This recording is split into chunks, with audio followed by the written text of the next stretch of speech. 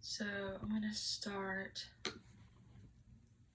with my title slide, and then I'm going to hand out pieces of paper that show like 1/4 of the classroom for statistic. And then I'm going to tell the people that don't have a piece of paper to sit down to show how many people are affected. And then I'm going to go into my thesis. And my thesis is cyberbullying comes in many forms, so over a wide range of media outlets, and because many do not want to be bullied themselves, is rarely stopped by others. And then my relevance to the audience is that cyberbullying affects so many people and can alter your life, and it makes the chance that a victim becomes a bully increase, because victims usually can become bullies. And then my speaker credibility, I said that I studied the topic a lot for this project, and I've seen it happen firsthand to friends and people around me.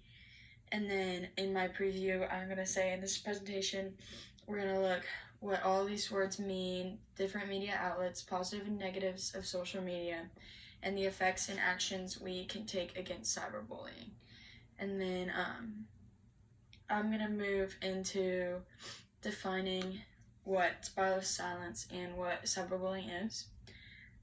The spiral of silence is when the minority is silenced because they fear being the outcast, and they don't voice their opinions because they don't want to be separated from the majority, because they don't want attention put on them.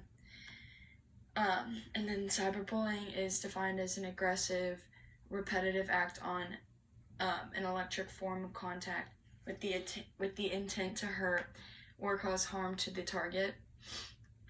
And I believe that cyberbullying and the spiral of silence are connected because a really large group is silenced in the cyberbullying population, and that's the victims, because they don't want to be further bullied. And those who cyberbully often aren't stood up to because they have the opposing view, the people that would speak up to them, and they don't want to be bullied and put in the minority also. And then I'm going to move into my second main point. I'm going to be talking about different media outlets and forms of media. So there's different forms of cyberbullying, and there's so many media outlets that give you a chance to reach out, like Instagram and Twitter. And a lot of times, like, people can think that they are like disguised, like behind a screen, and that they don't have to actually face the people that they're hurting. But there are positives and negatives to different media outlets. Some positives are learning new information, talking to people you don't usually get to see, and people that are usually too far to see. And some negatives are that things that you post online will never go away. People can disguise themselves, like I said before, and it opens a new door to something that a lot of people don't know a lot about, and so things can get really complicated. And then also, although social media has its upsides, the effects of cyberbullying are devastating. So first I'm going to talk about the effects of cyberbullying. I said many who are cyberbullied are also likely targets of bullying offline, like in their classes and on their playgrounds. And according to cyberbullying, they said cyberbullying can result in serious emotional problems for targets, including anxiety, low self-esteem, depression, stress, and suicide ideation. And then it may seem really difficult to try and stop something that's a lot of people don't know much about and that gets really complicated. But one of the main ways that we can reduce the statistic is by simply talking about it. That's what cyberbullying also said. So the main and speak out, stand up for yourself and others, and speak out about how it's not okay to cyberbully.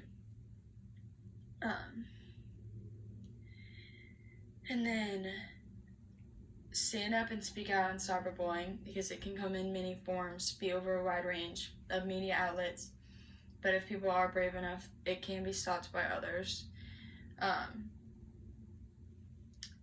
And then I just wanted to end my presentation by showing the National Suicide Prevention Hotline, because as I said before, the statistic for being cyberbullied is 1 in 4, and I think a lot of us may suspect that a lot of people don't report if they're being bullied, and so the statistic may be even higher, and it's definitely doubling over the years. So yes, you are never, if you have been lost, you're never alone. And then I put up the National Suicide Prevention Hotline, 1-800-TALK-8255. 1-800-273-TALK-8255. And that is the end.